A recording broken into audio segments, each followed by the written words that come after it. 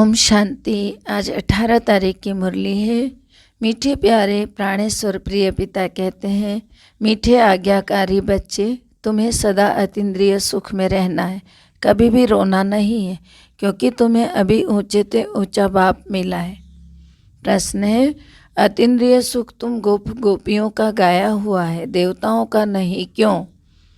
उत्तर है, क्योंकि तुम अभी ईश्वर की संतान बने हो, तुम मनुष्य को देवता बनाने वाले हो। जब देवता बन जाएंगे तब फिर उतरना शुरू करेंगे, डिग्री कम होती जाएगी, इसलिए उनके सुख का गायन नहीं है, यह तो तुम बच्चों के सुख का गायन है। अतीन्द्रिय सुख गोपियों का गाया हुआ है, बाबा ने बताया। गीत है, मुझको सहारा देने वाले तेरा शुक्रिया। ओम शांति, ओम शांति। यह एक ने कहा या दो ने कहा, क्योंकि बाप भी है तो दादा भी है। तो यह ओम शांति किसने कहा? कहना पड़े दोनों ने कहा, क्योंकि तुम जानते हो दो आत्माएं। तो तभी हम सब क्या कहते हैं, 2 बारी ओम शांति करते हैं। तो बाबा कहते हैं एक आत्मा है, दूसरी परमात्मा, दोनों इकट्ठे हैं, इसलिए 2 बारी ओम शांति। तो इन सबको जीवात्मा कहा जाता है। तुम आत्माएं भी यहाँ पाठ बजाने आए हो, दूसरे धर्मों की बात नहीं है। बाबा भारत में ही आते हैं। बाबा कहते हैं भारत ही बर्थ प्लेस है। शिव जयंती भी, शिवरात्रि भी भारत में ही मनाते हैं, परंतु वह कब और कैसे आते हैं यह किसी को भी पता नहीं। शिव तो निराकार को कहा जाता है, उनकी पूजा भी होती है, शिव जयंती भी मनाते हैं। जो पास्ट हो गया वह मनाते हैं, परंतु जानते नहीं हैं कि वह कब आए, क्या करके गए। अब तुम बच्चों को तो सब कुछ पता है, तुम कोई से भी पूछ सकते हो कि यह किसकी रात्रि मनाते हो। मंदिर में जाकर पूछो यह कौन है, इनका राज्य कब था, परमपिता परमात्मा के साथ तुम्हारा क्या संबंध है, उनके साथ किसका संबंध है। जरूर कहेंगे सबका संबंध है, तो वह सबका परमपिता परमात्मा है, तो जरूर फिर पिता से सबको सुख का वर्षा मिलता होगा। इस समय दुख की दुनिया है, बल नई इन्वेंशन निकालते रहते हैं, परंतु दिन प्रतिदिन दुख की कलाएं तो बढ़ती ही जाती हैं, क्योंकि अब उतरती कला है ना।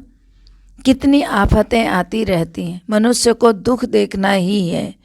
जब अति दुख होता है तो त्राही त्राही करने लगते हैं, तभी बाप आते हैं।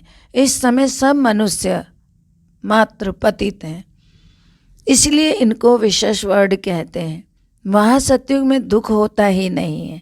तुम बच्चे समझते हो कि यह ड्रामा बना हुआ है। इस समय सभी रावण अर्थात 5 भूतों के वश हैं, यही दुश्मन है। दुख की भी कलाएं होती हैं ना। अभी तो बहुत तमो प्रधान हो गए, क्योंकि विष से तो सब पैदा होते हैं। दुनिया को तो मालूम ही नहीं कि वहाँ विष होता ही नहीं है। कहते हैं तब बच्चे फिर कैसे पैदा होंगे? तो बाबा ने बताया, बोलो तुम पहले बाप को जानो, उनसे वर्षा लो, बाकी वहाँ की जो रस्म रिवाज होगी वही चलेगी।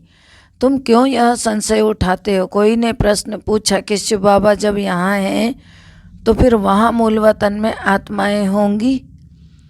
जरूर, तो यहाँ वृद्धि होती रहती है तो आत्माएं हैं ना। तो परंतु पहली मूल बात है बाप और वर्षे को याद करना।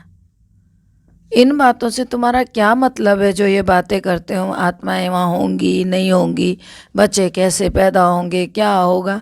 अरे बाबा को याद करो, सारी बातें छोड़कर वर्षे को याद करो। तुम्हारे जब ज्ञान चक्षु खुल जाएंगे ना, फिर कोई भी प्रश्न पूछने का रहेगा नहीं। बाप कहते हैं ज्ञान नेत्र को खोलो, पहले ज्ञान का दरवाजा बंद पड़ा है, पूछते रहते हैं प्रश्न। बाबा कहते हैं मुझे याद करो, वर्षे को याद करो। सिर्फ मुक्ति पाना चाहते हो तो मन मना भवा, राजा ही चाहते हो तो मध्याजी भवा। 5 स्वरूप घुमाओ और मन ही मन परमात्मा को याद करो। बाबा पूछते हैं बच्चे तुम जानते हो हमको पढ़ाने वाला कौन है? यह चैतन्य डिब्बी में चैतन्य हीरा बैठा है, वह सत बाबा भी है, परमात्मा ही शरीर से बोलते हैं।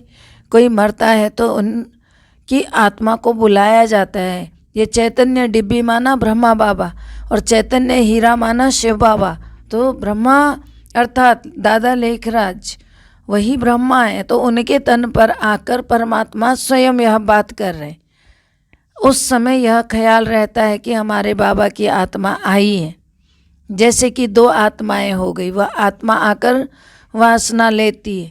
यूँ तो सब ड्रामा है, परंतु फिर भी भावना का भाड़ा मिल जाता। आगे तो ब्राह्मणों में कुछ ताकत थी, आकर बातचीत करते थे, रुचि से खिलाया जाता था। यह ज्ञान तो नहीं है, वह तो आत्मा है। आत्मा तो वासना लेती है, बाबा तो वासना भी नहीं लेते हैं, क्योंकि वह तो अभोक्ता है। आत्मा तो भोगती है। बाबा कहते हैं मैं अभोक्ता हूँ। आत्मा को वासना की मुरीद कहा जाता है। तो मैं तो मुरीद नहीं हूँ ना, मेरे साथ योग लगाने से तुम्हारे विकर्म दग्ध होंगे।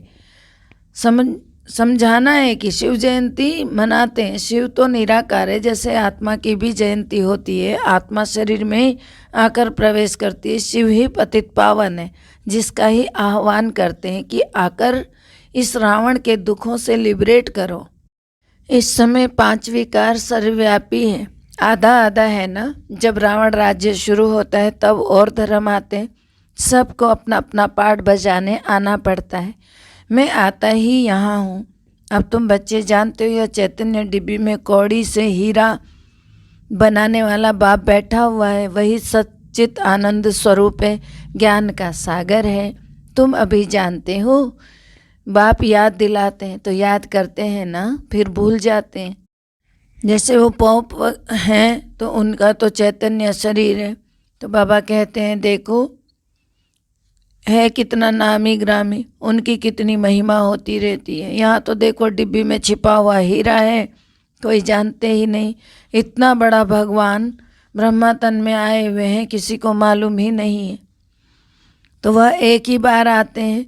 बच्चे तो जानते हैं कि बाबा इनमें बैठा है, यह हमारा सत बाबा, सत टीचर, सतगुरु है। यह पाठशाला है ना बाबा की, ईश्वरीय विश्वविद्यालय, ब्रह्मा कुमारीज ईश्वरीय विश्वविद्यालय क्यों बोला बाबा ने? अपने बच्चों के लिए उन्होंने स्कूल, पढ़ाई लिखाई, सब कुछ जीने का तरीका निकाला है। जीवन बदल रहे हैं बाबा इस तरह से।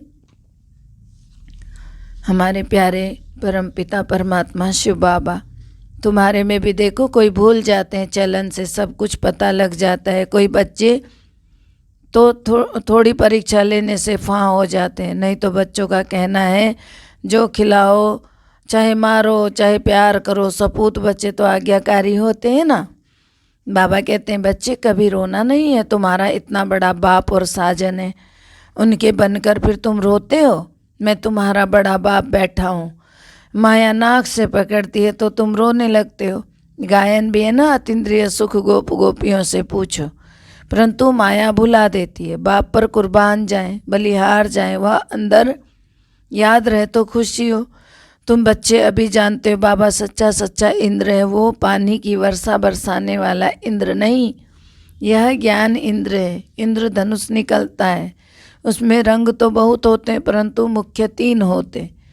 बाबा तुमको इस समय त्रिकालदर्शी बनाते हैं। त्रिकालदर्शी अर्थात आदि मध्य अंत को जानने वाला, अर्थात स्वदर्शन चक्रधारी, तीनों कालों को जानने वाला। यह बातें तुम अपने से ही मिलाएंगे ना। तुम बच्चे जानते हो कि यह इंद्र सभा है, इसलिए बाबा लिखते रहते हैं कोई भी विकारी मूत पलिती मेरी सभा में ना हो। तुम भी ज्ञान डांस करने वाली परियां हो। ज्ञान इंद्र का, बाबा ज्ञान इंद्र का परियों से फरमान है। कोई विशेष अर्थात विकारी आदमी को यहाँ नहीं लाना जो विकार में गिरता हो, गंध खाता हो, नॉन वेज खाता हो, ऐसे यहाँ नहीं चाहिए। भगवान एक्सेप्ट ही नहीं करते हैं। शिव बाबा परमपिता परमात्मा जो चीज़ नहीं खाता वो हम कैसे खा सकते हैं? भले कभी अनजाने में खाया हो, वो सब बाबा को गलती माफ़ी मांग करके छोड़ देना चाहिए। बाबा कहते हैं तुम बच्चों के पास विशेष ही वाइसलेस बनने के लिए आते हैं, तो परंतु मेरी सभा में नहीं लाना। भले क्लास तक आए लेकिन मेरे पास मिलवाने मत लेकर आना, बाबा कहते हैं। वैसे तो मैं यहाँ बहुतों से बातचीत करता हूँ, ईमानदार सपूत अच्छा बच्चा है तो लव जाता है। जैसे गांधी के लिए सबको लव है, काम तो अच्छा किया ना।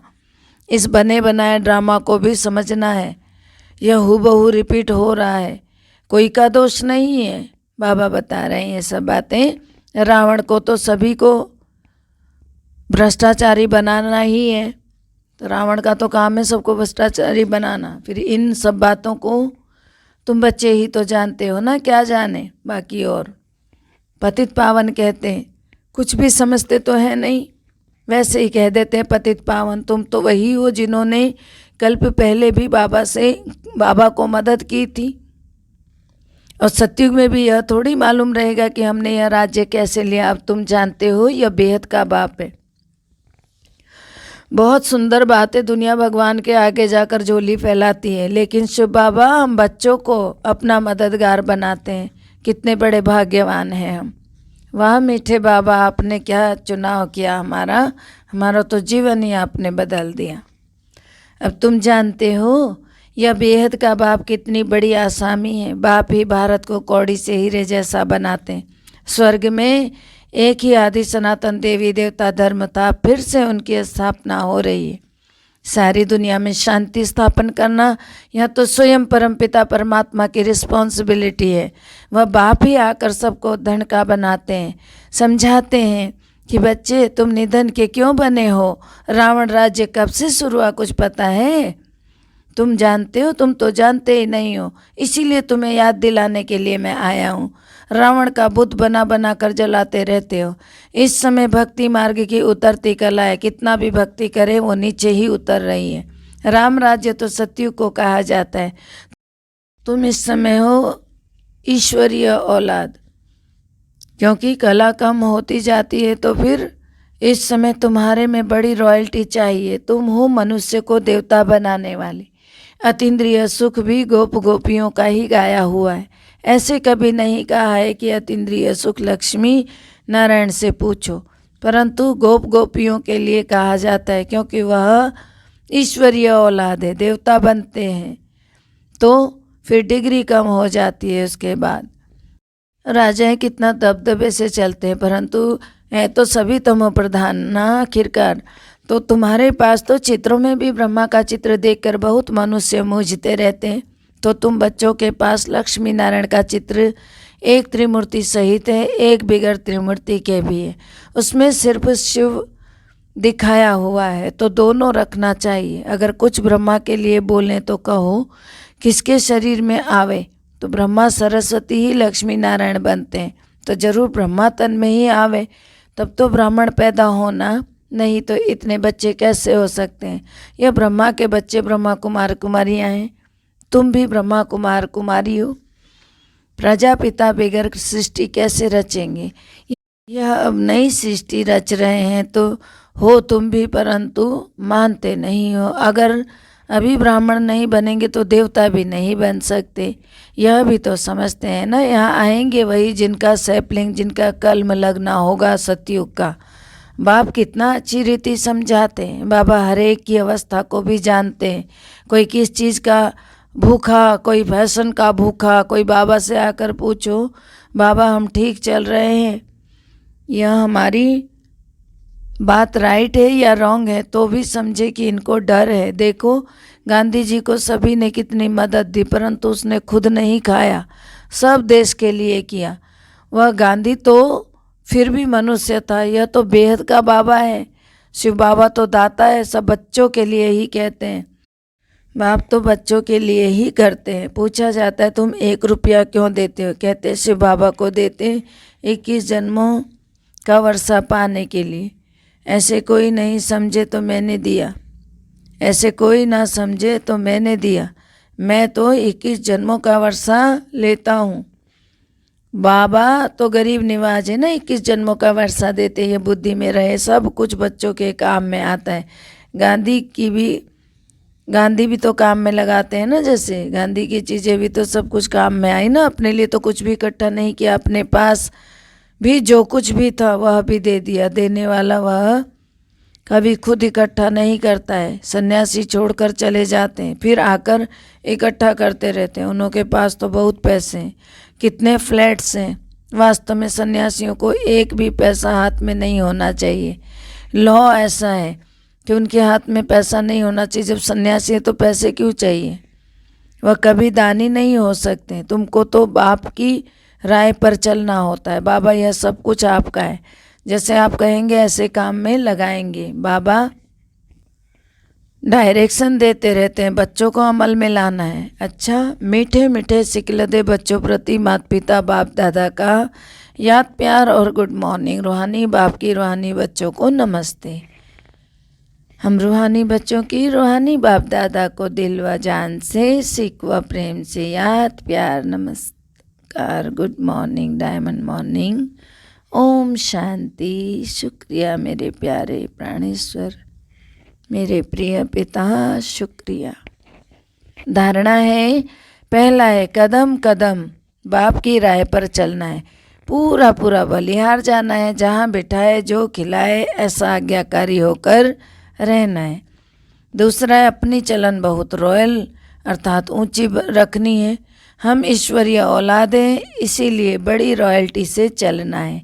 कभी भी रोना नहीं है, रोने के लिए थोड़ी बने। रो लिया जितना रोना था, भगवान मिला है रोने के लिए थोड़ी भगवान मिला है। जो रुलाए वो खुद रोए, हम क्यों रोए। हम बाबा के बच्चे हैं, हम परमपिता परमात्मा के संतान, उनके सेवादार बच्चे हैं, हम कभी नहीं रोएंगे। बाबा ने कहा नहीं रोओगे आप, ठीक है ना। मीठे प्यारे बाबा का वरदान है, साधारण जीवन में भावना के आधार पर श्रेष्ठ भाग्य बनाने वाले पद्मा पदम भाग्यवान भव। साधारण जीवन में भावना के आधार पर श्रेष्ठ भाग्य बनाने वाले पद्मा पदम भाग्यवान भव। अर्थ है, बाप दादा को साधारण आत्माएं ही पसंद है। बाप स्वयं भी साधारण तन में आते हैं। आज का करोड़पति भी साधारण है। साधारण बच्चों में भावना होती है और बाप को भावना वाले बच्चे चाहिए, और वही बच्चे बाबा को पसंद होते हैं, देह भान वाले नहीं। ड्रामा अनुसार संगम युग पर साधारण बनना भी भाग्य की निशानी है। साधारण बच्चे ही भाग्य विधाता बाप को अपना बना लेते हैं, इसलिए अनुभव करते हैं कि भाग्य पर मेरा अधिकार है। ऐसे अधिकारी ही पद्मा पदम भाग्यवान बन जाते हैं। स्लोगन है, सेवाओं में दिल बड़ी हो तो असंभव कार्य भी संभव हो जाएगा। सेवाओं में दिल बड़ी हो तो असंभव कार्य भी संभव हो जाएगा। ओम शांति। सबका भला हो, सब सुख पाएं, सब परमात्मा से जुड़ जाएं। सबका भला हो, सब सुख पाएं, सब परमात्मा से जुड़ जाएं। सबका भला ही भला हो, भला ही भला हो, सबकी मनोकामना शुभ भावना पूर्ण हो जाए। ओम शांति।